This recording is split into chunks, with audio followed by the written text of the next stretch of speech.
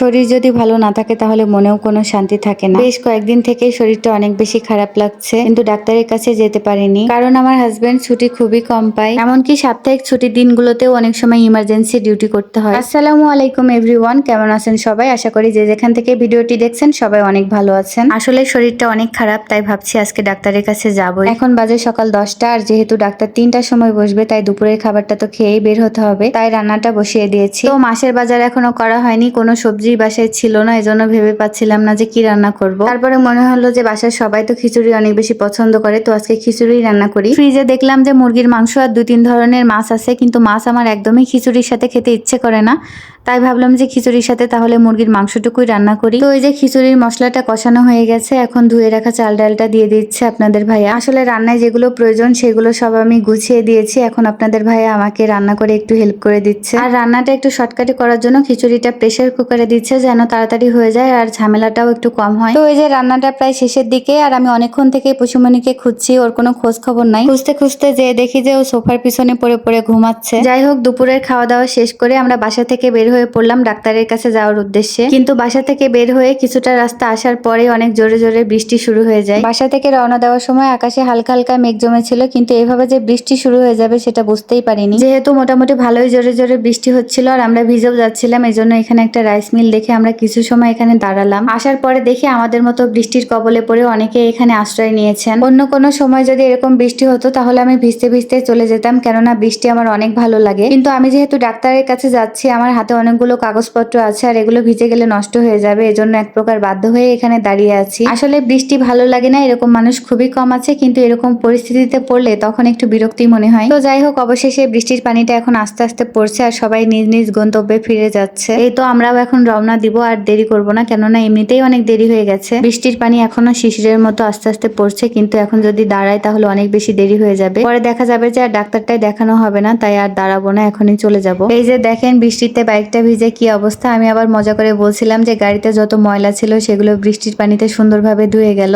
ভালোই হয়েছে, গাড়িটা কষ্ট করে আর ধোয়া লাগবে না। তো যাই হোক, এই যে আপনাদের ভাইয়া একটু সুন্দর করে মোছার ট্রাই করতেছে। আসলে যে কাপড়টা দিয়ে মুছছে সেই কাপড়টাও অনেক ভিজা। আসলে বেশ কয়েকদিন থেকে বৃষ্টির পরিমাণটা একটু বেশি, আর এইদিকে দেখছে এতই বৃষ্টির পানি জমেছে যে রাস্তার দুই পাশে শুধু পানি আর পানি। আর যাদের ঘর বাড়িগুলো একটু নিচু তাদের ঘরের মধ্যেও পানি ঢুকে গিয়েছে, এটা অনেক খারাপ লাগলো দেখে। একেবারে বন্যার মতো একটা অবস্থা। আপনাদের ভাইয়া বলছিল 2 দিন আগে নাকি পানি আরো বেশি ছিল, এখন একটু কমছে। তো এই যে আমরা এখন সাতক্ষীরায় পৌঁছে গিয়েছি, এখন ডাক্তারটা দেখিয়ে নিতে পারলে আলহামদুলিল্লাহ। রাস্তায় অনেকটাই দেরি হয়ে গিয়েছে, এসে দেখি যে ডাক্তার ওটিতে চলে গিয়েছে, এখন আমাদের কিছুক্ষণ অপেক্ষা করতে হবে। তো কি আর করার, আমরা যেহেতু দেরি করে এসেছি তাই আমাদের এখন একটু বসে থাকতে হবে, তাছাড়া কিছুই করার নাই। বাবু হওয়ার পর থেকে গত 1 বছর ধরে আমি এখানেই ট্রিটমেন্ট নিচ্ছি। ওনাদের বিহেভিয়ার আলহামদুলিল্লাহ অনেক ভালো। তো সবাই আমার জন্য অনেক অনেক দোয়া করবেন, আল্লাহ যেন আমাকে তাড়াতাড়ি সুস্থ করে দেন। আজকের মতো ভিডিওটি এখানেই শেষ করছি। সবাই সুস্থ থাকবেন, ভালো থাকবেন, আর আমাদের জন্য অনেক অনেক দোয়া করবেন। আল্লাহ হাফেজ।